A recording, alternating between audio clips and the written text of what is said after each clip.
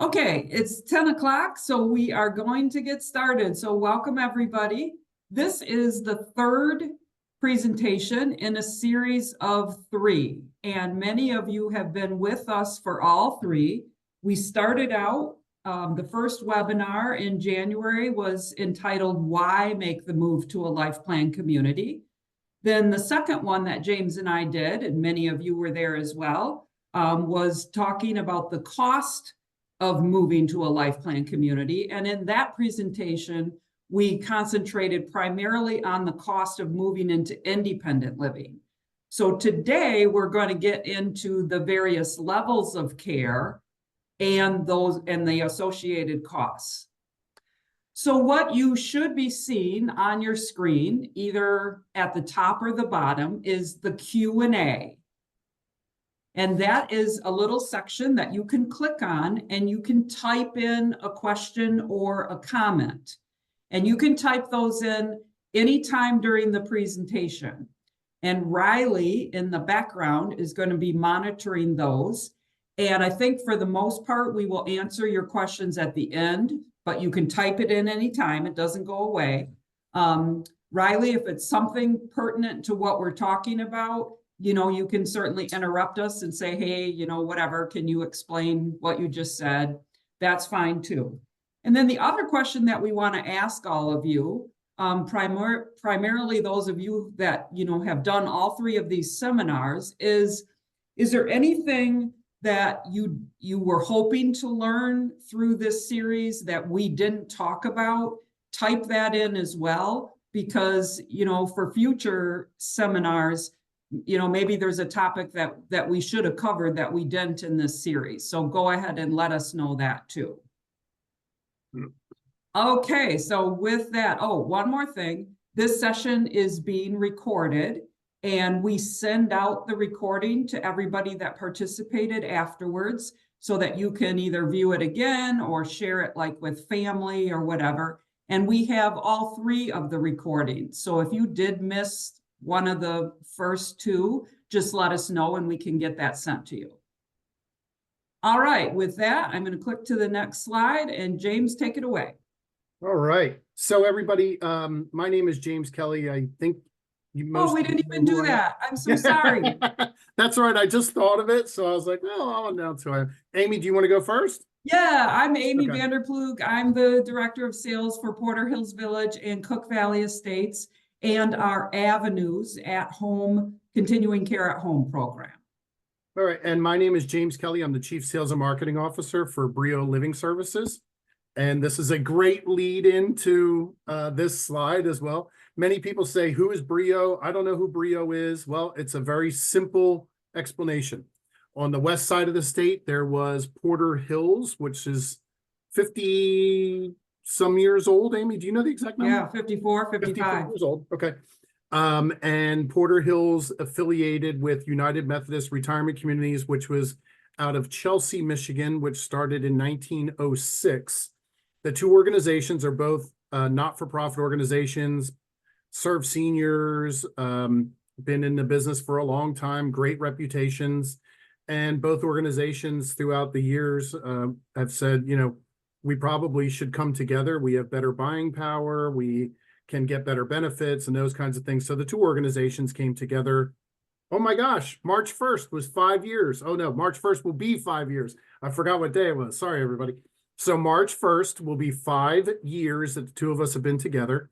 And really interesting that since we've come together as an organization, we've put over $25 million into the Porter Hills Village campus. And a lot of that has been just over the last, maybe last 3 years, I guess, right? Something like that.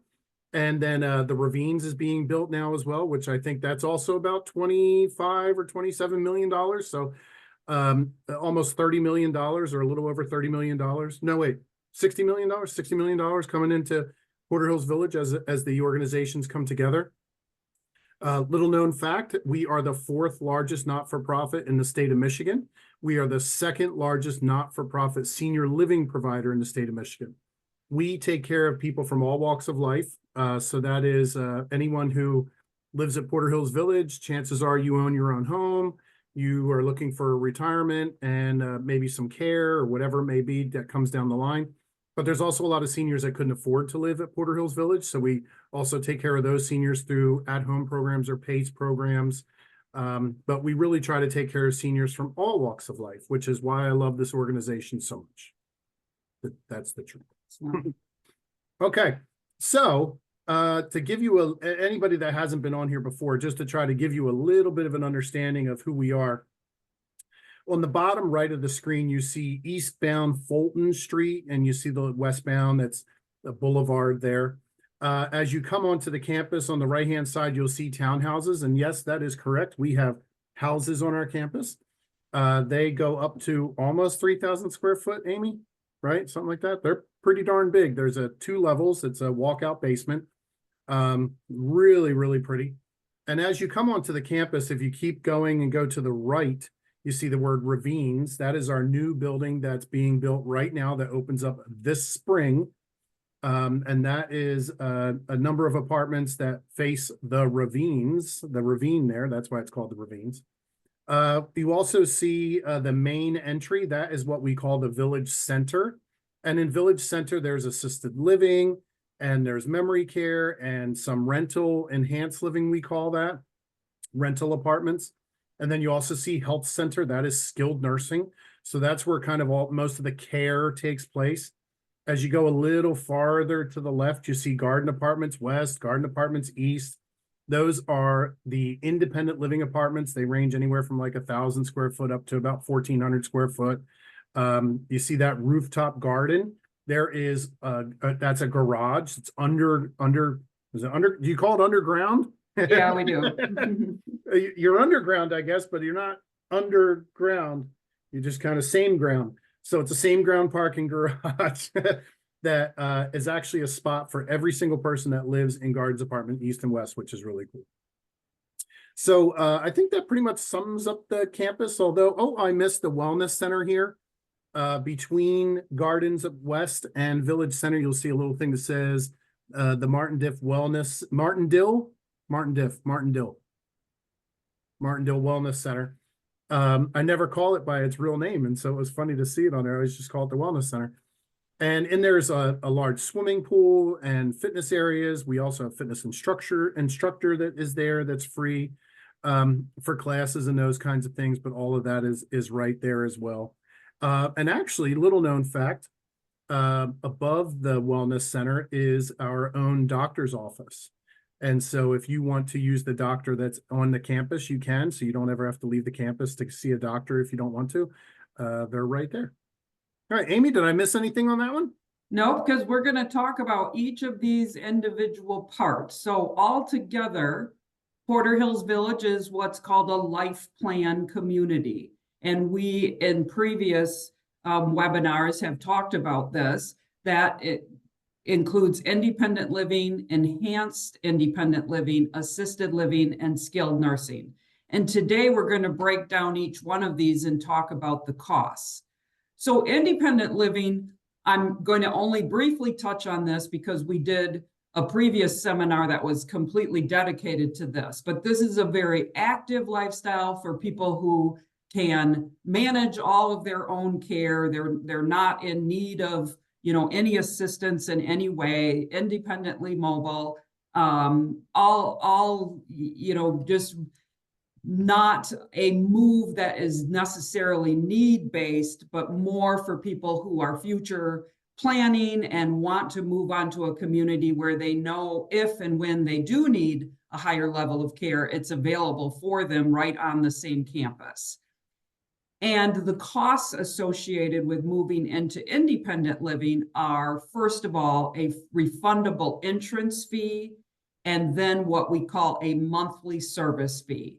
And again, we have talked in previous webinars about those costs, so I'm not going to spend time on that. But this is a typical model, financial model that you will see in a not-for-profit life plan community, is that refundable entrance fee and then that monthly service fee that covers all of the amenities and the services that are included. But today we're going to talk about the other options and the other levels of care. So the first is something called enhanced independent living. So what does that mean? First of all, this is a rental model, meaning there is no entrance fee to come in. You simply are paying the monthly rent based on the size of the apartment that you choose. But why is it called enhanced? Well, this is really for a resident who wants to preserve their autonomy, wants to preserve their independence, but wants to have a little bit more convenience, comfort, security.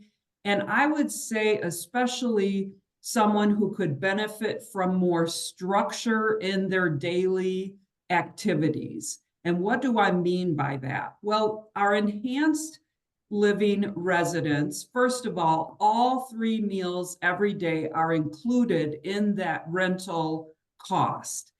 And so just by that nature of have these residents going to the dining room 3 times a day, that's pretty structured, as opposed to the residents who live in our independent living garden apartments or townhomes.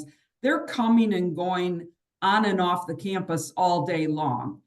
Enhanced living residents are less so. Doesn't mean that they don't drive, and some of them do have cars on our campus yet, but most of them are spending the majority of their time on campus.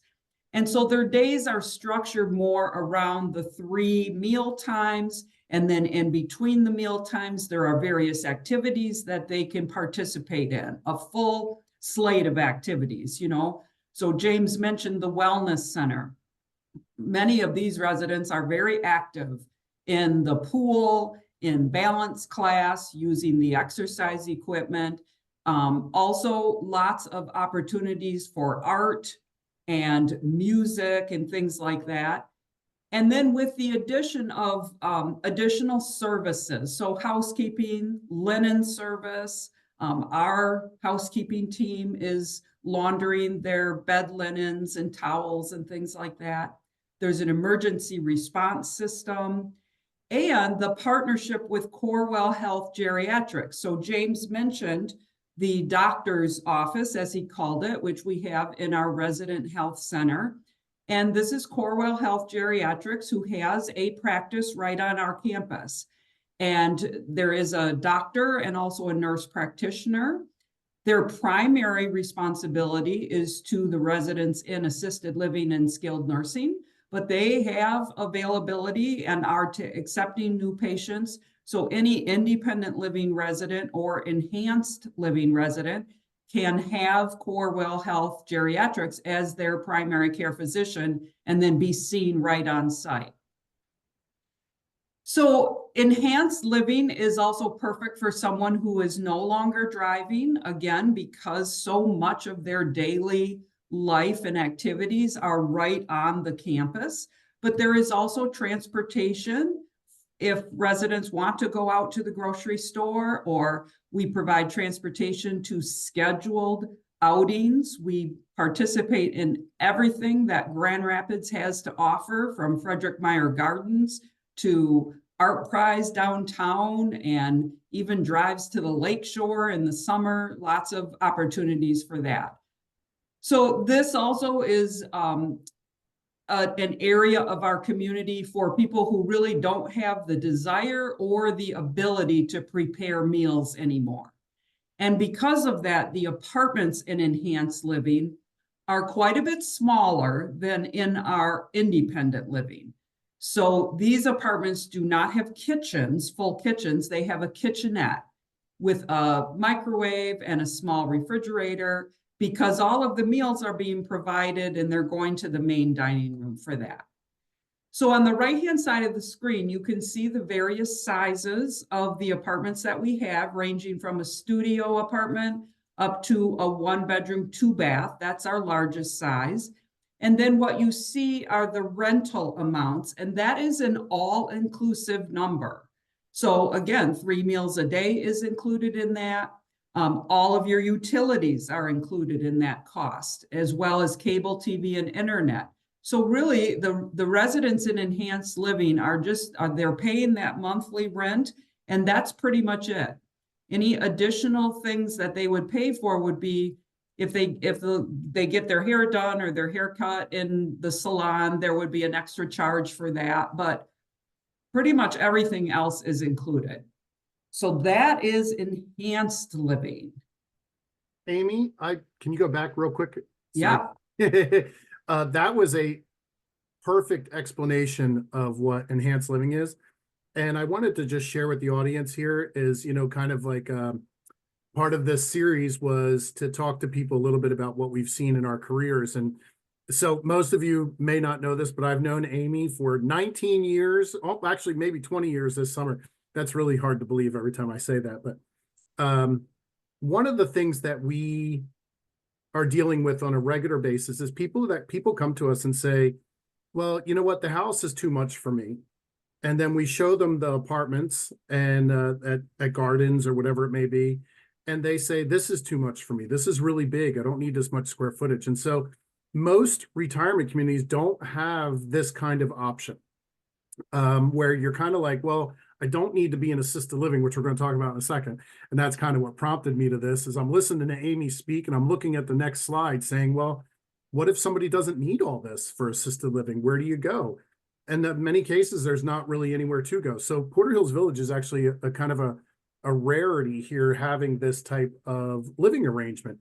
And it's just something that's really a gem. And I wanted to just say that. And I want to tell Amy she did such a wonderful job explaining what it Well, is. that's a really good point, because as we move into the next slide where we are talking about assisted living, now you're layering on that next level of oversight, if you will, and care. Whereas in enhanced living, it's still independent, but it's really for a resident who just needs a little bit more structure. Everything's a little bit smaller, and it can be just a real sense of security to not just the resident, but also the family. Yeah, I think we've covered it. So James, we're gonna move into catered assisted living. So we call it catered living sometimes, but that term is interchangeable with the term assisted living. And assisted living, just as a general rule, is someone needs 5 to 10 hours of care a week. It's typically bathing, dressing, personal hygiene, things like that. That you need a little bit of help. One of the best ways I ever heard assisted living described was actually by Mariah, who is now the independent living director at the campus, but she was running assisted living before. And she would say that assisted living is great for getting someone up in the morning, making sure they have their medications, helping them get dressed, whatever it may be. And then they're kind of on their own for the day. And then at lunch, they might need a little bit of help cutting their food or something like that. But then, helping someone in the evening hours, those kinds of things. It's kind of the help here and there as you need it. And I always thought that was just such a great explanation for this. It is a very social model. So a lot of people say, well, if I stay home, I can get care to come into my house. And you can, and there's nothing wrong with that if that's what you want. But what you really miss when you stay home is the social atmosphere. And that is, having someone to communicate with. This is a picture. All of these pictures, by the way, are all real pictures from the campus. The lady in the back, her name is Maddie. she's Life Enrichment, so she's back there helping a resident paint. But these are things that you sit there and say, you know what, I would like to do that. I think, that's better than what I'm doing now, or sitting there watching TV or whatever it may be. And so while you need care and we talk about losing independence, you actually don't lose independence. You gain more independence because you're getting the help where you need it. And it's catered to what you need. That's where the term catered assisted living came from. And so everything is taken care of, from housekeeping to your laundry to the linens to 3 meals a day. All those things are all taken care of for you. Home maintenance, you don't have to worry about any of that stuff anymore. And then also what you're looking at is having the ability to go to social gatherings and build relationships and friends. And then also, I think the real key here is the 24/7, 24 hours a day, 7 days a week care. So if you ever did have a fall or concerned, or, hey, I'm not feeling great tonight, that someone's right there to help you. And that's really the biggest thing. I think even personally, I'm almost 50, and there's some nights when I go to bed and I sit here and say, well, why is my heart racing so much? Is my blood pressure high? I do have high blood pressure. And so, you'd be able to talk to someone right then and there to talk about what's going on. Assisted living, with the term needing care, means that you need someone there on a regular basis, and that, quite honestly, is just going to be a higher charge. So these are kind of the different types of apartments we have in assisted living. So a studio, large studio, 1 bedroom, 1 bath, 1 bedroom, 2 bath. These are all the basic rates here, right? Amy, is this the basic rate? Yes, so our Yeah. pricing in catered assisted living is based on what tier level of care is needed. And so at the time that when a resident is getting ready to move into assisted living, we're doing what's called an assessment. It's an evaluation of what do you need help with. And many times when people first come to assisted living, maybe they only need help when they're in the shower. They need somebody just to we call it a standby assist to make sure that you don't slip and fall. And so that would be a tier 1. And so with the price ranges, that would be on the low end of that price range. Then over time, we're usually reassessing residents over time, because many times their needs change as they stay with us. And so now maybe they're needing more help with personal care than they did when they first moved in. So now maybe someone is at what's called a level 2. So we have 3 levels, and so that price range is representing that. And what we typically say about a resident moving into assisted living is a couple of things. First, that the resident is still able to participate in their own care. And what that means is, again, with taking a shower, maybe you just need somebody standing outside the shower to make sure that you don't fall, or to hand you the towel when you're ready, that kind of thing. But you are still able to, do participate in most of your own care. And the goal in assisted living is to keep you as a resident as independent as possible. And so our caregivers are not going to come in and just do everything for you, because we also want to encourage you to maintain independence. So if you are able to, pull on your socks or button your blouse, then we want you to be able to do that. But if you can only do a couple buttons, then maybe the caregiver needs to take over and help out. Yeah. So Amy, while you were talking, I did just some rough math over here. And so what a lot of people don't understand is when you have a caregiver come to your house, nowadays it's about $25 an hour. If you're driving down the street and you see McDonald's is paying $15 and $17 an hour, a caregiver who is providing skilled care is definitely much more expensive. So at $25 an hour, if they come to your home, they have to come in 4-hour increments typically. So let's just say that they are there for 8 hours a day at $25 an hour. That turns into $73,000 a year. So what's interesting is if you look at our studio and you look at the starting price there, that for a year is $65,000. It's actually less expensive to live in our assisted living and have 24-hour a day oversight than it is to live in your own home and have 8 hours of oversight. So it's interesting because people tell me, well, I can't afford that. Well, you can't afford to stay home either. That's kind of the thought process here, is that this is where a lot of people say, James, that's expensive. And I tell people all the time, I actually have this conversation with my mother on a regular basis. And that is, Mom, you saved up your money your whole life. Why? And she's like, well, that rainy day, you never know when you're going to have that rainy day. Well, Mom, if you need care, that's the rainy day. That's the rainy day that you signed up for, is that you can get the care and help that you need when you need it. And so it's a different mindset. And so when you're independent and living in your own home and that kind of thing, you do sit there and go, wow, that's expensive. But here's the thing. Most people, they have to make this decision in, geez, Amy, I mean, a number of days if you have an incident or whatever it is. So if you're in the hospital and you break a hip and you go into rehab, and then in rehab, you're hoping you can go home, but you're not sure yet. And then you have to start looking for an apartment, like catered living or assisted living. You don't really know where to go. You don't know who's good. So another part of this is I want to congratulate you for looking into this now, because it's a big step to say, like, yeah, I really need to look out for my future, and I know how much it's going to cost.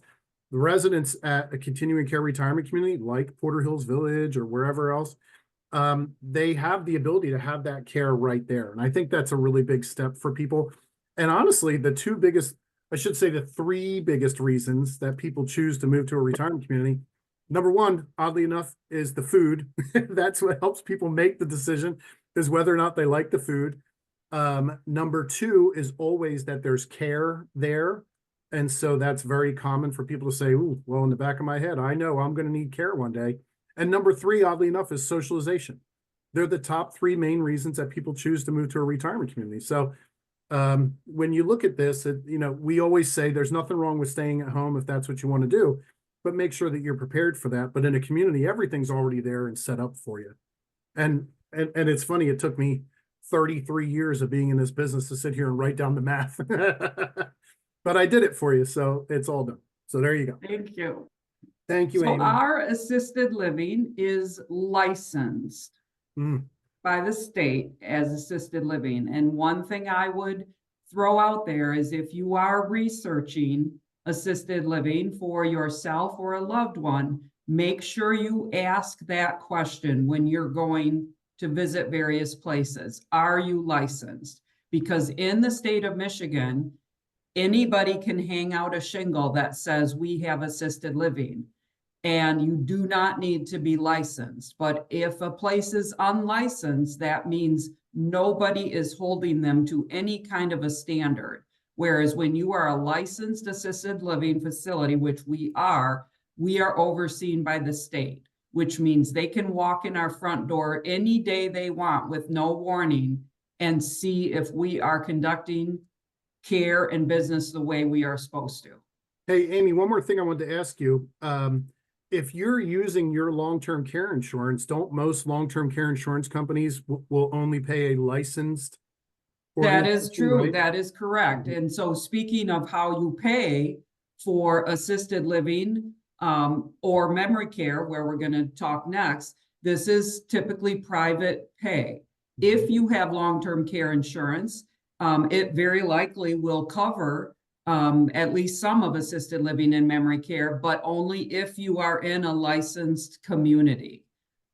The other sometimes used form of payment would be VA benefits. There's something called aid and attendance for residents who are receiving care, and there are veterans that qualify for that, and that helps with the cost as well. And actually, that the VA benefits could be a whole separate presentation, so I'm not going to go into that. But so on Porter Hills Village, we also have 2 memory care households. Well, why do we call them a household? There are 2 areas that are secure for residents that need memory care, and this also is licensed as assisted living.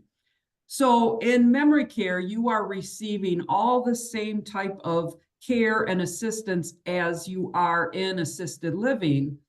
But the difference here is that the team members who work in memory care are specially trained. And on our campuses, and this is true of all BRIO memory care communities, our team members are trained in the TIPA SNO positive approach to care method. Teepa Snow is the name of a woman who pioneered the best way to care for older adults with memory impairment, and her training is called positive approach to care, and it is just that. It is working with elders that have dementia or Alzheimer's or cognitive impairment in a way that makes them still feel valued and still able to, again, participate in their care to the degree that they can. And so this is a big focus in our memory care areas. We also, I mean, through research, we know that music is so very important to people with cognitive impairment. And so we have a specific music and memory therapeutic program. We have a music therapist who comes on site, I think 5 days a week, and is providing various music activities for the residents in memory care, but also in our skilled nursing area. The other reason why we talk about memory care households is because these are smaller areas, and this is very important for someone with dementia. They quickly can get overwhelmed in a big area, and one example is in dining. We have our regular big dining room that our enhanced living residents eat in and our assisted living residents, but it's a pretty large dining room. And that would be completely overwhelming for someone with dementia. And so in our memory care households, they're called Cedar and Harmony. They each have their own small communal dining area. So just the residents from that smaller household come together and dine in that area. And also with activities, they are staying in their household for the most part, doing their activities. Now, if a resident is able to participate in, say, trips, outings off campus, that's fantastic. We have those opportunities. Some of our residents are, and some are not. From a pricing standpoint, in memory care, we don't have the different tiers. It's a set price per person for either a studio, or we do have a couple of 1-bedroom, 2-bath apartments, because occasionally we have a couple that will be in memory care together. For the most part, it's individuals who are in private rooms in a studio apartment. And then in terms of the team member ratio to resident, sometimes you will, hear that talked about. It's a smaller ratio of team member to resident so that our team members can provide personalized attention and support to the residents who are living in memory care. Okay, next we have skilled nursing, and this is where it can all get very confusing. What is the difference between assisted living, memory care, and skilled nursing? Well, remember I said in assisted living, the residents are still able to participate in their own care. For the most part, the residents in a skilled nursing setting are no longer able to really participate in any way in their own care. They are not able to bathe themselves. They are not able to dress themselves. And so you can understand then that this is a much higher level of care and support that our team members are giving to residents in a skilled setting. So sometimes skilled nursing will be called long-term care. And that also gets very confusing.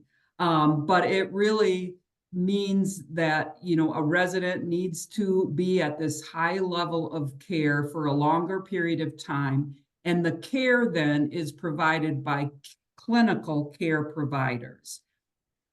We, for our campuses on the west side of the state of Michigan, we have what's called our Porter Hills Village Health Center, and that's what you saw on the campus map at the beginning. And then we also have what's called our greenhouse homes, which are on our Cook Valley Estates campus.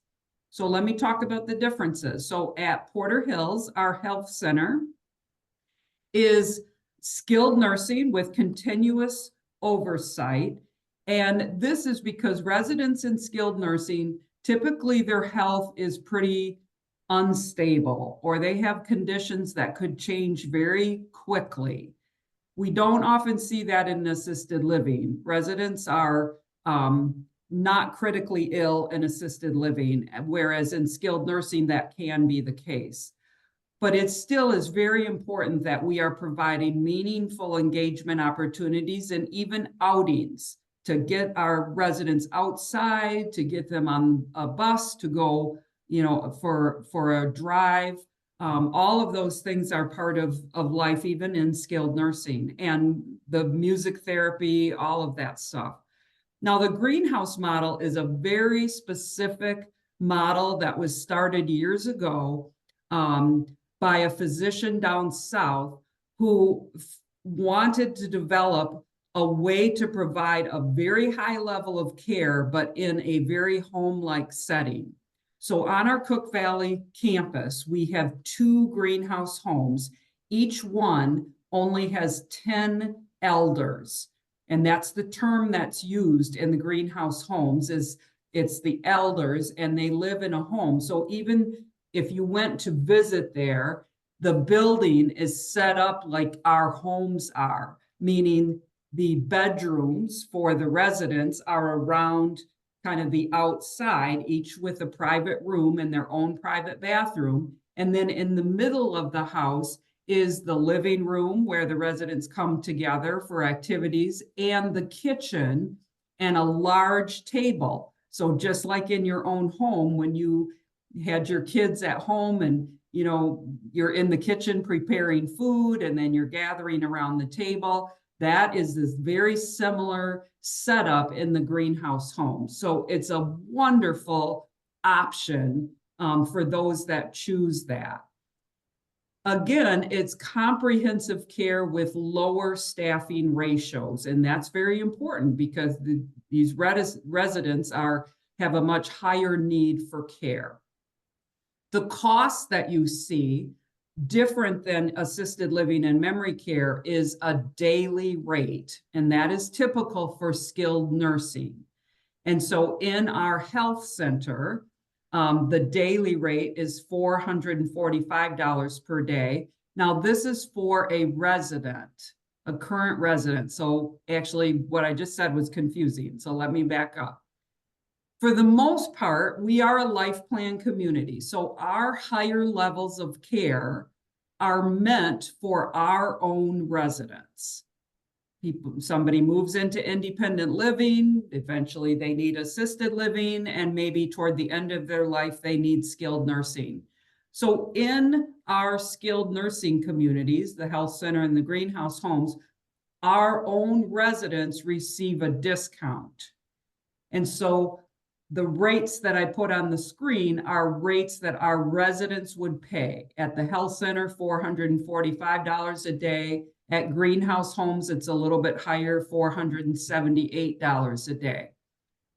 Now, do we sometimes take residents into skilled nursing from outside of our campus? Yes, and we do that in memory care and assisted living as well when we have availability. For skilled nursing, an outside person moving in would pay $100 a day more.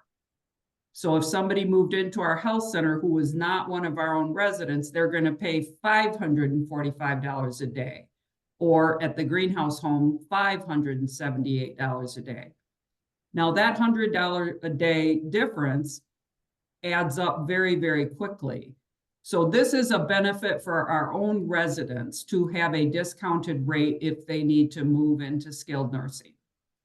Now, skilled nursing, unlike assisted living, we do have the ability to take residents who are on Medicaid, or if a resident is living in our skilled nursing area and they run out of money, they can apply for Medicaid, and we do accept that. Medicaid does not come into play with assisted living or memory care, nor does Medicare. And I have found over the years that that can be very confusing for people. Medicare does not pay for a higher level of care that you need, and Medicaid only comes into play at the skilled nursing level.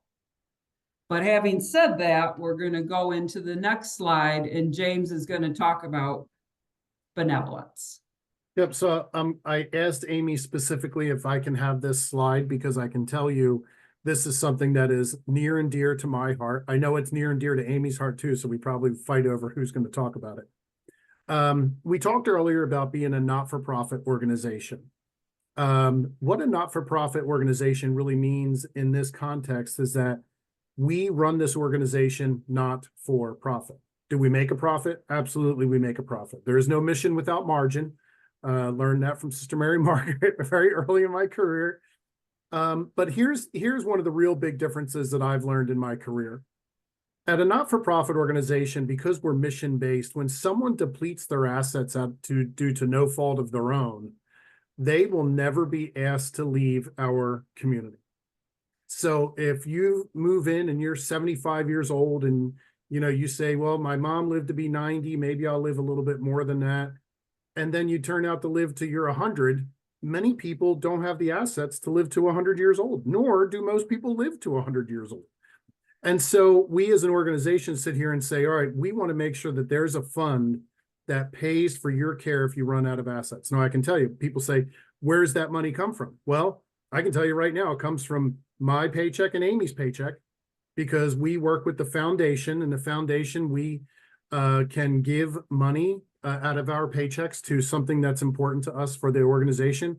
And I know for us, it's the benevolent care support. And so providing funds to the benevolent care support is something that I'm proud to do. And so basically it means that if you move into the community, whether it be an independent living or assisted living or skilled nursing, really for that matter, and you deplete your assets due to no fault of your own, you'll never be asked to leave. So you'll be taken care of for the rest of your life. That's one of the reasons why making these decisions are so difficult, is because this is the last move you're likely ever to make. Once you choose to move to a retirement community, you're likely not going to move to another retirement community. If all the levels of care are there, you're likely going to use all those levels of care. That is a tough decision to make, and it's a tough decision to come to terms with. And so it's important that you learn as much as you can about these and understanding what the benefits are of moving from one community or moving to one community instead of another. And benevolent care is definitely one of those. Amy, was there anything you wanted to add to that one? No, I think that's when residents are in the process of becoming a resident, we give you our benevolent care policy, and it is run by our foundation. So you have that promise. Awesome. Thanks, Amy. All right. So one of the things that I wanted to try to talk to everybody about is a saying that I use about retirement communities is very similar to a saying that I use for baseball. And that is, in baseball, you are either getting better or you're getting worse. You never stay the same from one year to another. You could win the World Series and you're still going to have to get better or get worse. Retirement communities, I feel, are the same way. If you're not constantly evolving, you're getting worse. And so at Porter Hills Village, and actually at Brio in general, we are always constantly evolving. We talked about adding 26 or $27 million to the campus over the last 3 or 4 years. We also talked about adding $26 million in the Ravines project, which is the building that's being built now. We are now talking about building $110 million worth of a repositioning for the campus. What is that going to include? It's going to include new independent living apartments. We do not have enough, inventory, I guess is probably the best word for it. We don't have enough apartments for the people that come to us to move in. We would like to have additional dining options. Currently, for independent living, we have 2 or 3, something like that, depending on where you want to go. And we want to make sure that people have more dining options. And we want to make sure that people have the most up-to-date assisted living and memory care and long-term care options that we can have. And so we're working also on building new ones of those. And then also walking paths, outdoor wellness, green space, activities, things for people to do on a regular basis. All of those things need to be addressed and planned. And that's exactly what we're doing right now. So it looks like, over the next 4 years, 4.5 years, if you were to drive onto the campus today and drive onto the campus in 4.5 years from now, you'd be surprised what the difference would be. But for you listeners here, the biggest part really is that what you're seeing today, by the time you needed care, if it was down the road, you wouldn't even be in the buildings that we were talking about earlier. It would be all new buildings and all new designed to help us provide care in the most efficient atmosphere or environment. And so that's really important to us, that we're talking about building more here. And you're going to hear more about this as it comes down the road. But remember, it's a little bit down the road. So if you're thinking about making a decision now, you're probably going to want to do that sooner than later. And then even later down the road, it's always good to be a conscious consumer, and you get to hear what's going on and what's being built and what the future is and all those types of things. But we want to tell you, just like baseball, we're getting better. All right, so we have left plenty of time now for you to type in questions, and I can see that some have come in. So Riley, what you got? One question says, can we see floor plans for independent living?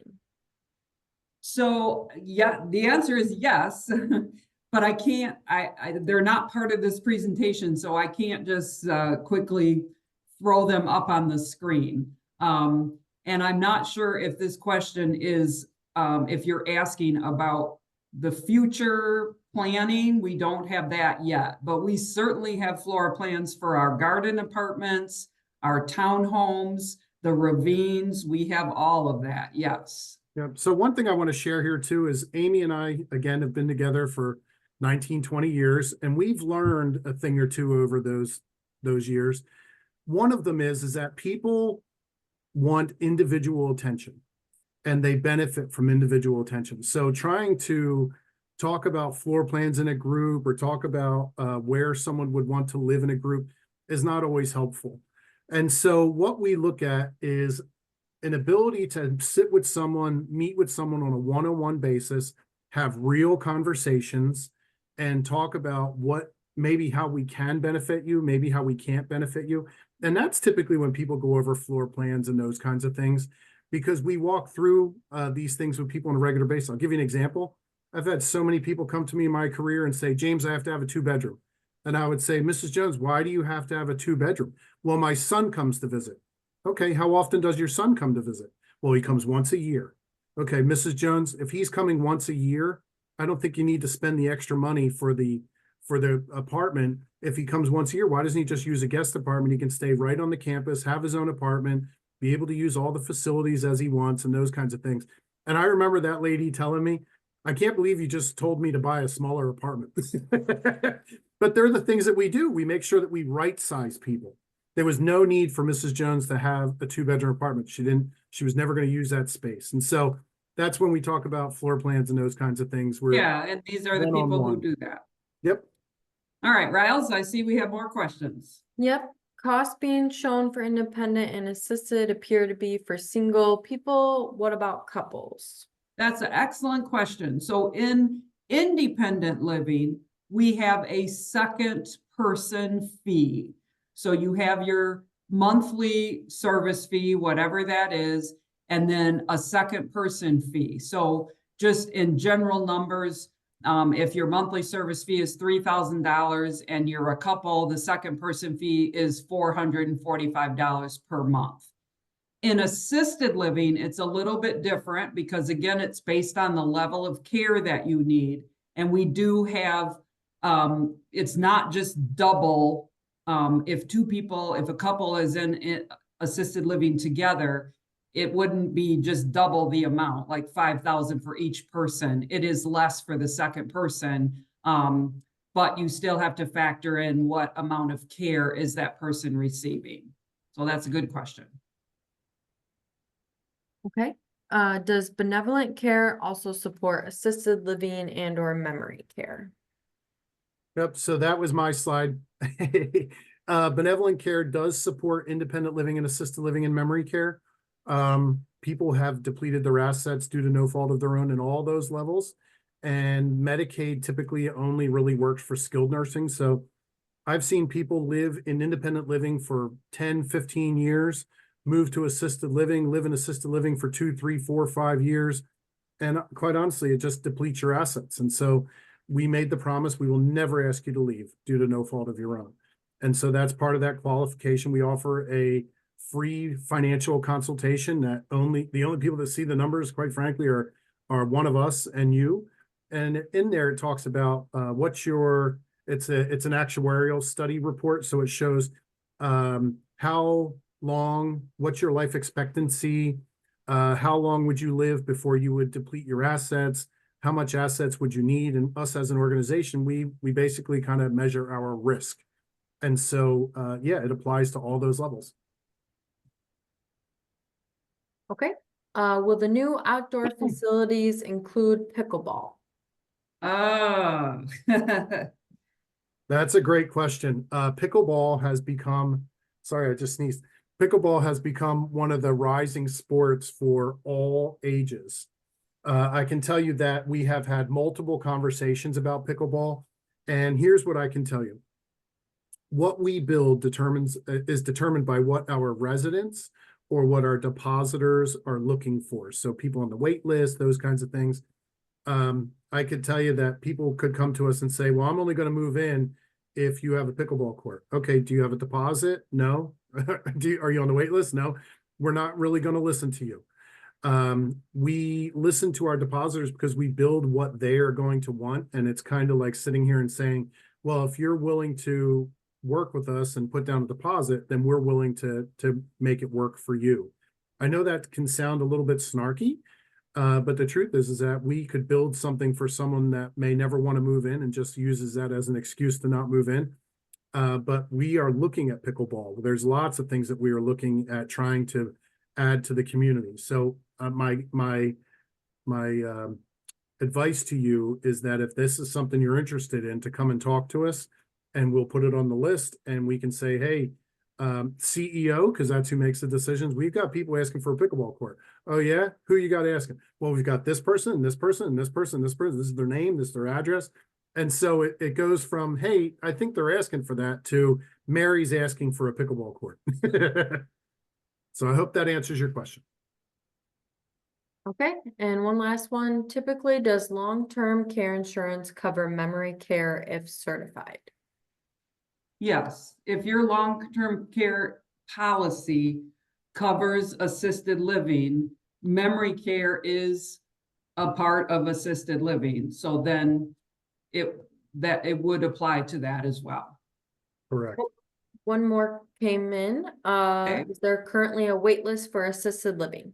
That's a great question. So right at this moment, we do not have a waiting list. Well, I should qualify that. We do have a waiting list for the larger apartments in assisted living. We do not have a waiting list for the studio apartments. We have availability. Now that changes over time. It's cyclical, and there have been times in the past where, you know, we were full and we had a strong waiting list, but other times there's availability. That kind of ebbs and flows. And the interesting thing about assisted living and memory care, and certainly this is true of skilled nursing as well, those are typically very need-based moves. And so as James was talking about earlier, you know, usually it's precipitated by a fall or a hospital stay and then rehab. And then suddenly the family is involved and they're scrambling because the doctor has said mom cannot go back home and live alone. And so things can change in assisted living and memory care and skilled nursing very, very quickly. So, you know, any community can say we have availability today, and then you call back next week and everything is taken. And that's just the nature of the business. But the short answer is we have availability right now. Okay, that was it. All right. Well, thank you very much to everyone for being part of this today. Again, that was recorded, so we can send out the recordings. We appreciate you being with us, most of you, for all three of these sessions. We are here to help, to be a resource, so reach out to us, and we'd be pleased to talk with you. Yep. Thank you, everyone, for attending. Thank you very Really much. appreciate it.